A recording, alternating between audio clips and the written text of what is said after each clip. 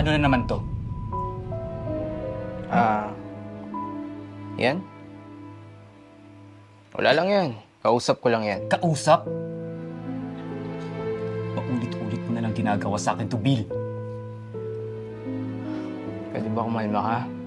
Kausap ko nga lang yan. Tangina ka.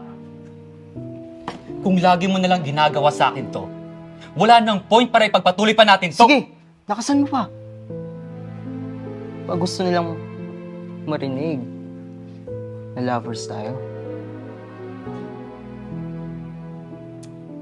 Pagod na ako. Huwag mo na akong kausapin at huwag na tayong magkita. Kumalma ka nga dyan. Wala kang karapatang sabihin yan.